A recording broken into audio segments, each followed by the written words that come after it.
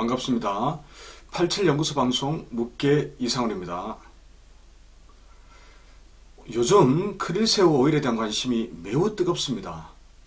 제가 크릴 오일에 대해서 블로그에 글을 쓰고 유튜브에서 방송을 한 이후에 보니 실제로 크릴 오일을 드시고 있는 분들이 많이 계시더군요.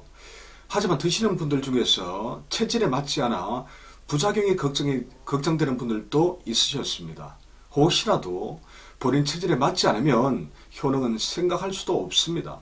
오히려 부작용으로 몸이 상하고 고생할 수도 있습니다. 그럼 대체 어떤 부작용이 있을 수 있기에 조심해야 하는 걸까요?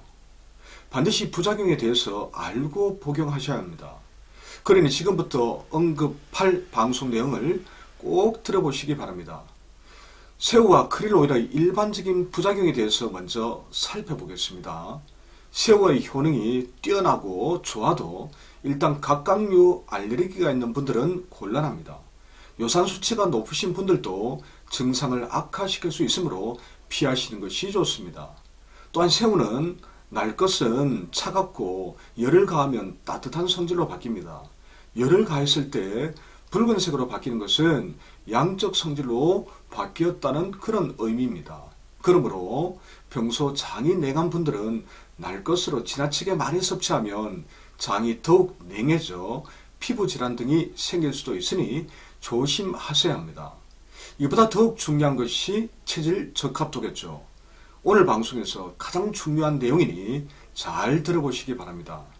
먼저 새우와 크릴 오일의 효능을 기대할 수 있는 체질부터 알아보겠습니다. 새우는 신경을 가장 크게 도와줍니다. 그리고 새우의 대표적인 맛은 짠맛인데 이 짠맛은 신경락을 보호합니다. 또한 새우는 양기를 보호하고 정력에 좋은 강장식품이라고 말하는데 이 역시 신경락을 돕기 때문입니다. 그렇다면 일반 새우와 크릴 새우 오일 모두 신장이 약한 체질에 효능이 가장 뛰어난 식품이라고 추정이 가능합니다. 그럼 체질 적합도는 신장이 가장 약한 소양인, 즉 토음체질, 토양체질에게 가장 좋겠지요.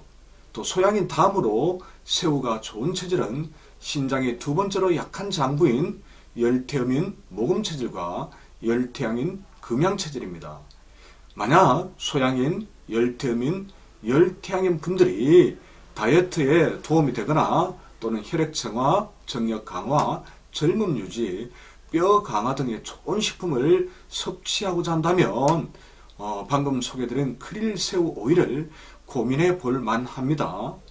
이번에 오늘 방송 중에서 가장 중요한 새우나 크릴 오일의 효능보다는 부작용이 우려되는 체질, 즉 먹지 말아야 할 체질을 지금부터 알아보겠습니다.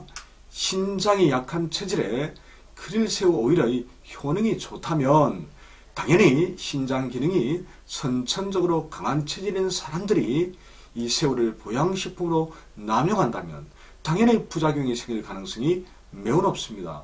그런 체질이 바로 소음인 수양체질, 수음체질과 한태양인 금음체질, 한태음인 목양체질입니다.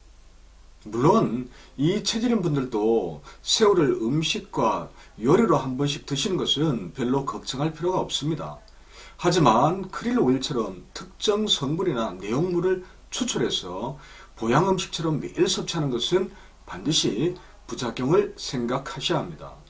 새우나 크릴 오일의 효능이 좋은 것은 분명한 사실입니다. 하지만 새우나 크릴 새우가 몸에 부담이 되는 사람들도 있기 마련입니다.